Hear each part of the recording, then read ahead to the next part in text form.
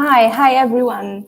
My name is Agnieszka Hyla-Pochrzęst. I'm a delivery lead within health tech in Netguru, and I am excited to welcome with us Isabel Afonso, our next speaker.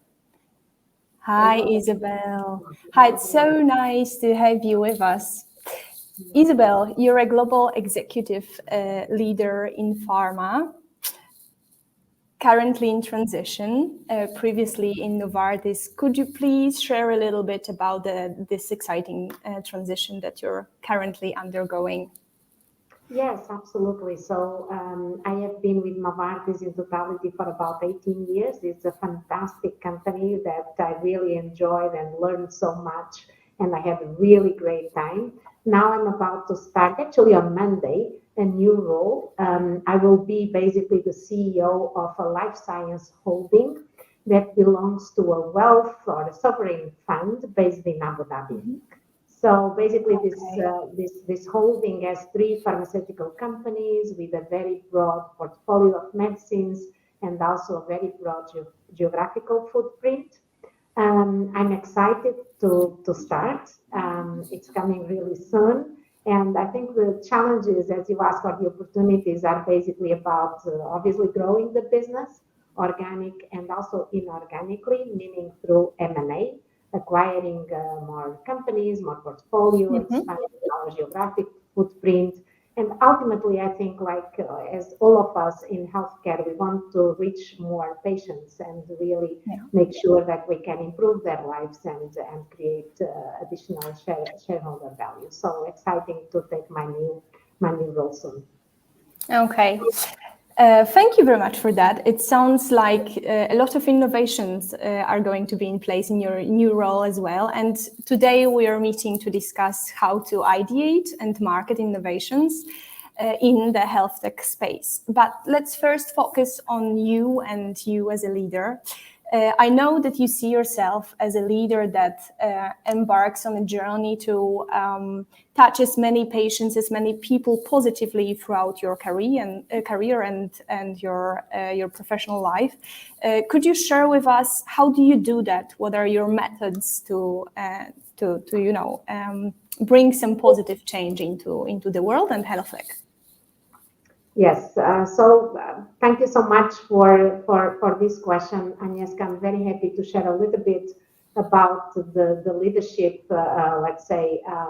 skills that I have been developing also over the years and what I have been learning in order to be a progressive leader. So I think, first of all, I love to start with the why. And the why in terms of what our purpose is when we are in a given setting, when we are in a given part of the business, in a given part of a geography, to really understand and be very clear about the purpose, why we are doing what we are doing. And I like it even more when this purpose is really bold. And with that, I think it just makes any leader, including myself, able to mobilize really great people, great talent that really have the drive and have the energy to go the extra mile and really deliver and work towards that direction of the purpose that we have as a common direction together with specific goals and so on and so forth. So I really think this is a very important part of the leadership aspect. The second part, which I believe is also very appropriate for this group here and this disruptive forum, is about innovation and forward thinking. Because from a leadership point of view, I always love to encourage new ways of thinking in innovative ways, particularly when it comes to solve problems and towards creating value. How can we take more risks? How can we drive further growth by leveraging creative and innovative ways to solve problems? Other aspects are things like being adaptive and also being agile, including being inclusive, because we are in a very fast changing world. And as a leader, I really love to be very inclusive of new perspectives, learning, incorporating different ways of thinking from team members, others, and other backgrounds, other experiences. I think this just makes us much stronger. And maybe the last point I would highlight here is about talent development, because I do feel passionate about that. I just love to challenge and support people that want to raise their own bar towards their own personal growth. And I think this is also a very important part of my leadership role. So these are just a few things, Agnieszka, that come to mind. Okay. That really sounds very inspirational. And I was thinking, because your original educational background is in IT, I was wondering now, since a lot of innovations these days are technology driven, do you see a benefit having such an education in your current role and the new role of the CEO? Yes, absolutely. I would say yes. I do see a value in having that background. And when I wanted to transition from IT to a more general management and business leadership, I admit that I underestimated the value of this part of my education and also my experience. But over the recent years, I really value it, because many times making the connection of this more technical digital IT world and the logic behind the concepts and the tools and the business needs and the problems to solve, it's just it's magic. So I really love to do that, and therefore I have been really appreciating much more the power of really understanding this more digital and complex world. So we also know nowadays that most of the solutions to big and complex business problems are enabled by technology, are enabled by data automation and other things, and therefore I would consider this really relevant. So it's something that I love to do, connecting both worlds.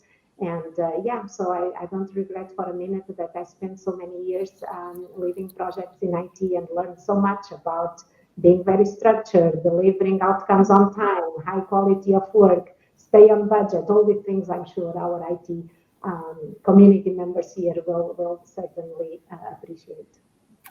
Okay, and is there any particular trend right now that you personally like these days? Well, I think that's maybe a little personal to me, but I would say artificial intelligence. And the reason is that I learned artificial intelligence when I was in university, and this was more than 25 years ago. And I am basically fascinated by the progress. I'm fascinated when it comes to what everyone now talks about, the large language models, be it ChatGPT or others. So I'm just so fascinated that I think this is a really interesting trend, and the power of it. I think we just need to ensure that we are very responsible in the use of it, and we use it really for the right things and to make things better. Yeah, it is very exciting, definitely, to see the concept popularized in such a way after all of these years of more of an R&D approach there.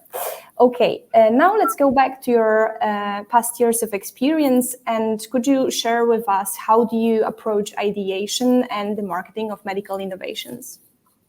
Yes. So basically, my last role at Novartis, I was the head of in-market brands and business innovation. And in this role, basically as head of, we call it IPBI, I did have a team basically dedicated to business innovation, with colleagues that really had a very good business understanding, and also they had like a mindset and a methodology to deeply understand problems, and also tools and the discipline that would help us to really orchestrate the process to deeply understand the root causes of the problem before we even talk about any innovative solution. So this was one of the really key elements. And the problems that we were typically looking at, they were quite complex and not necessarily only medical. They could be medical, they could be access, they could be commercial, and they could be also a combination of all of those. So basically, this team worked like in a very multidisciplinary style. I would call it like almost like a startup inside a corporation, by traveling to the markets, bringing everyone related to the specific problem together, applying this methodology, these tools, understanding the problem, and then really moving only afterwards towards developing a solution to experiment. So that's how we approach the whole topic of business innovation. Mm-hmm.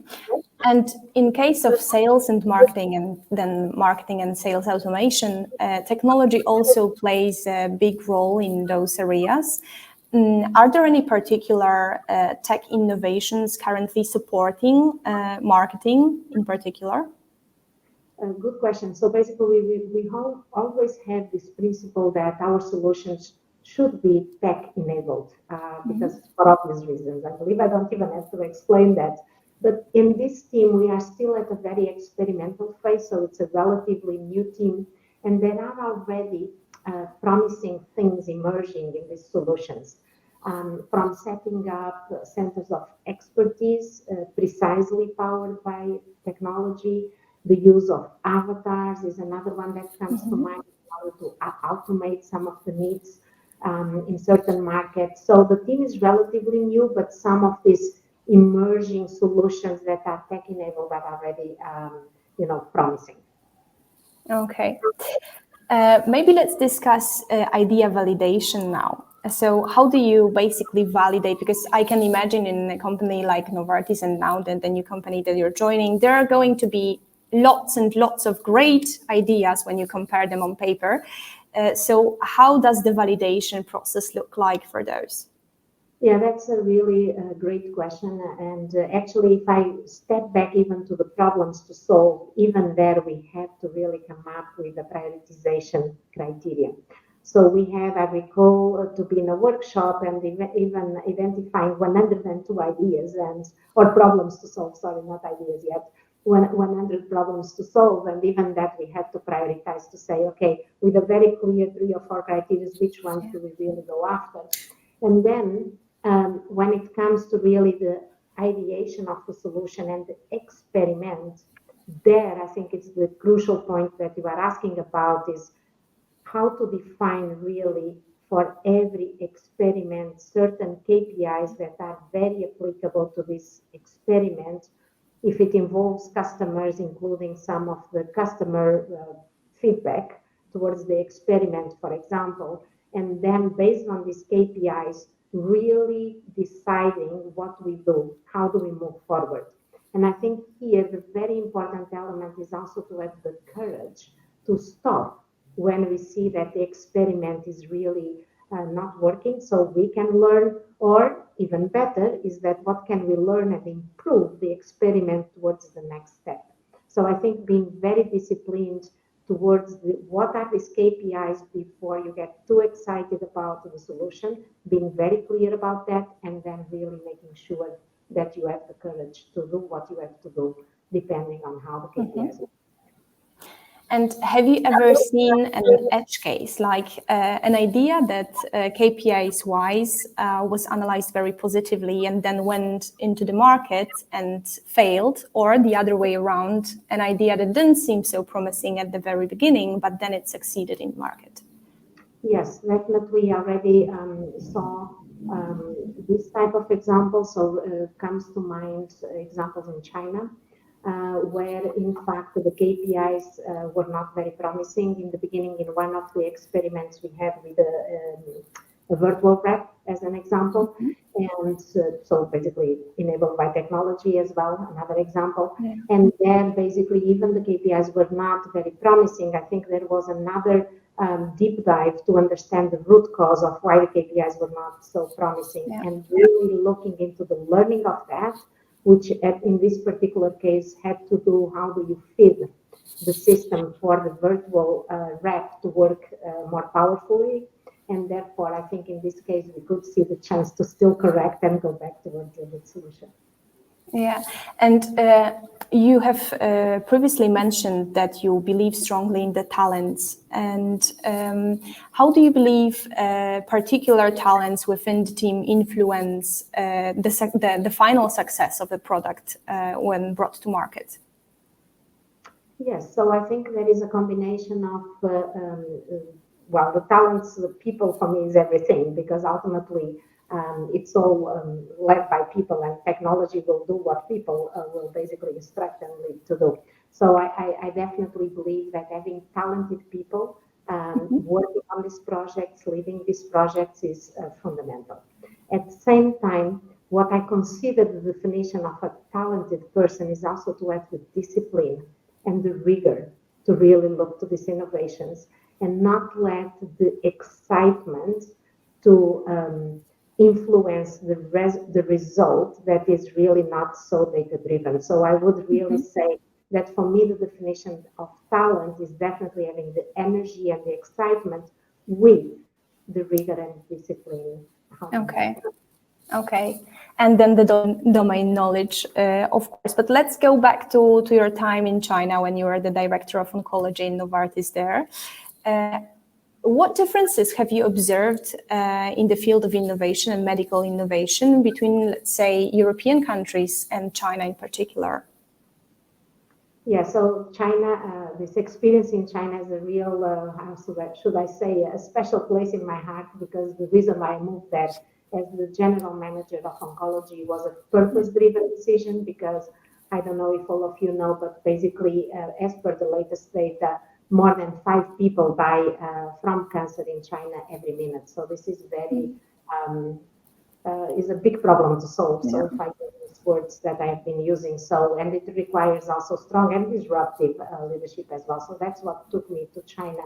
Now, to your question, I think what I would say is that stepping back and looking at China over the last years is really fascinating to see how the regulatory environment, I'm talking now about the medicines and the healthcare space, the regulatory environment is really making massive progress in the last few years by accelerating the approvals of new innovative medicines that would typically be launched 5, 6, or even 10 years after the US or after Europe. So basically, I have seen a very good progress from a kind of a late market, if I call it that way.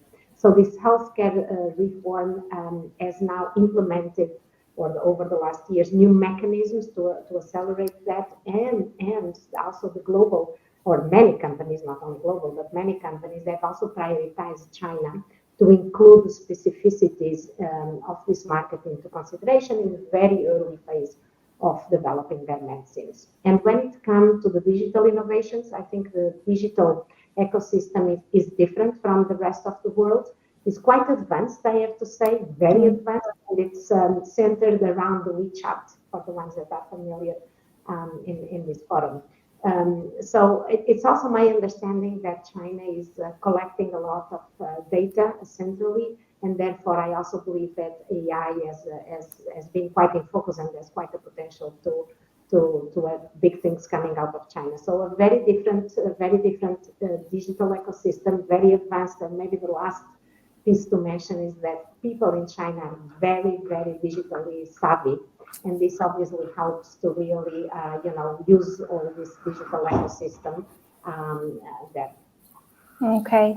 And Isabel, we have a question from the audience. So congratulations, Isabel, says the person. And now a quick question. Why Abu Dhabi specifically? Why did you choose this company in this place? Oh, great question. Thank you so much. Well, first of all, I have to say that in full transparency, not that I was looking specifically for a job. As I mentioned, I really love Novartis and really enjoyed my role. When the opportunity came up, I investigated a little bit more about the country, the UAE, and I'm really fascinated. I'm already here, so I'm calling you from Abu Dhabi at this point in time, and I'm fascinated by the progress that this country has been made in the last 50 years. So it's really fantastic. I love the leadership, the vision to really create a nation and work towards that. I think it just resonates also with my leadership style. And the other part is really the role itself. I think the fact that I have been working all my 25 plus years in the different building blocks across the business, now is time for me to put them all together and have the full accountability for the business scope. Okay, thank you very much for this opportunity and the discussion, Isabel. Congrats again, and fingers crossed for the transition and the first weeks in your new role. Thank you very much. Thanks for having me. Thanks, everyone. Thank you.